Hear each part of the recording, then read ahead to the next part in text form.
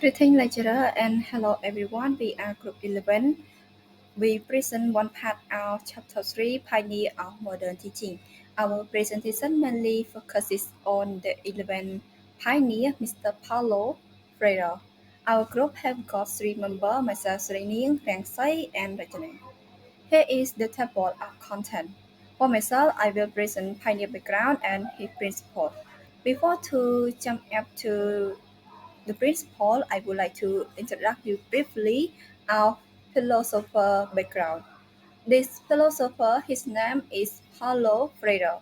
He is Brazilian. He was born on the 19th of December 1921 and died on the 2nd of May 1997.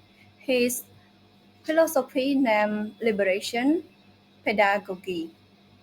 In his principal teaching, he aimed to raise human consciousness.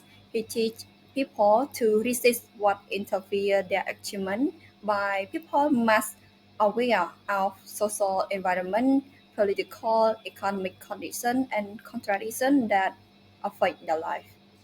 Also, in learning, he wants students learn that students must learn what have happened in ancient time in the past, what happened in their own life, and reflect back.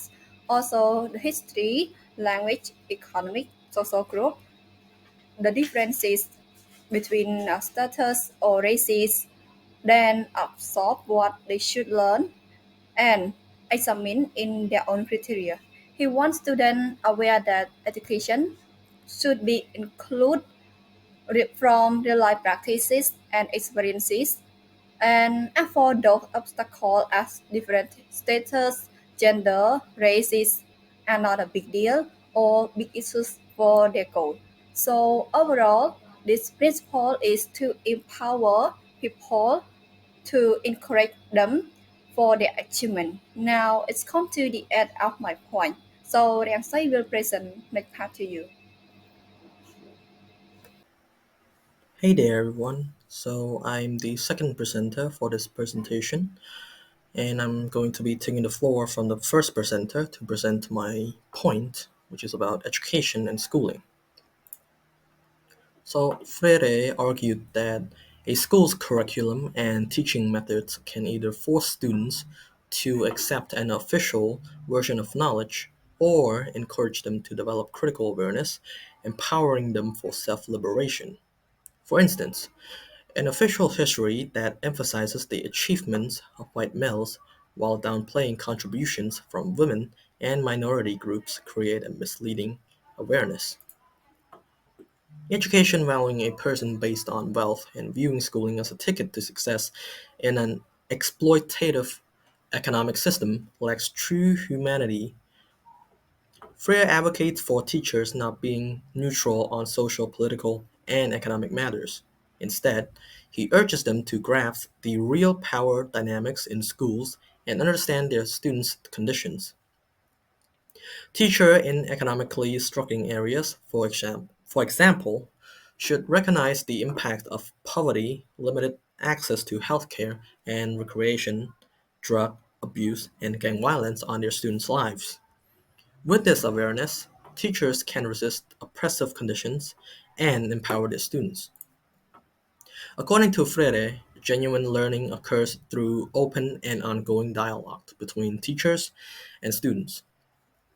He criticizes teaching methods that lead to a passive acceptance of information rather than a critical understanding of reality.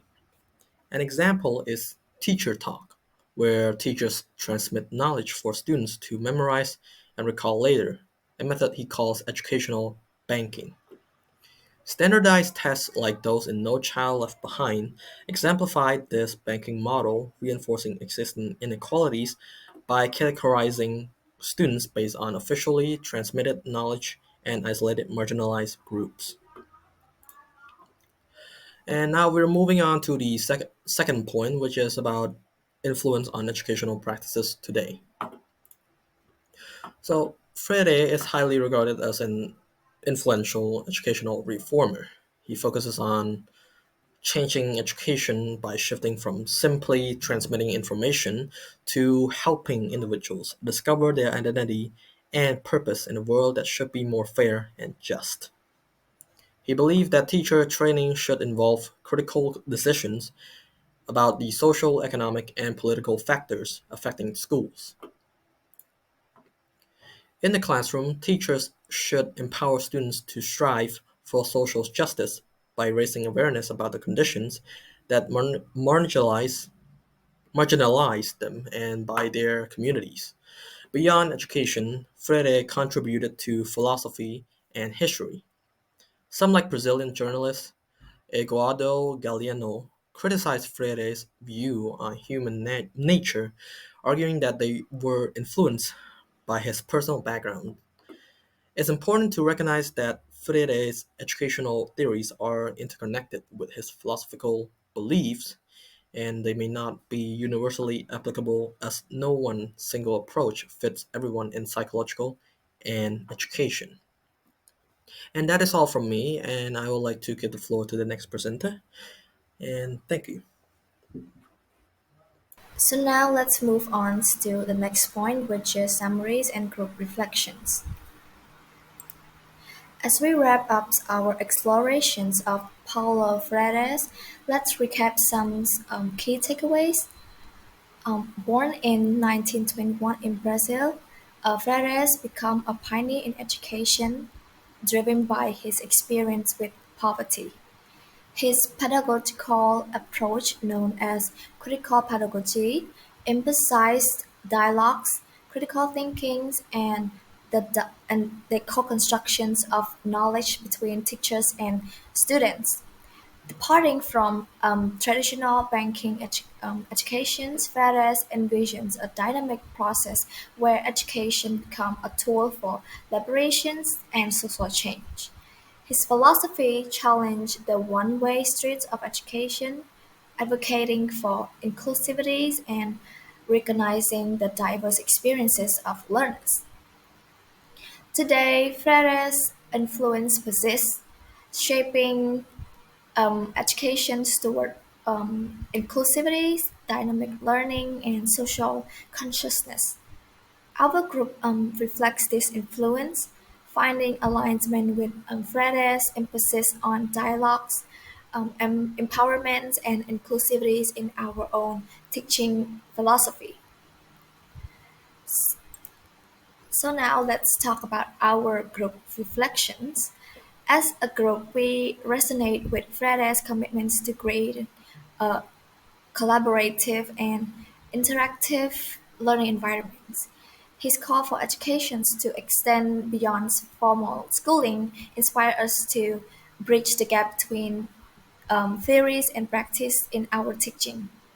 Acknowledging and valuing diverse experiences align with our our commitments to inclusivity in the classroom.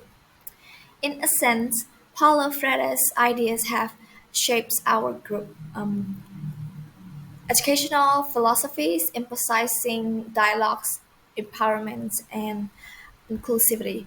His legacy reminds us that education is not just about imparting knowledge, but empowering minds and transforming societies. Um, so our presentation has come to an end. Thank you for joining us on this brief but impactful journeys into the visionary worlds of Paulo Freire.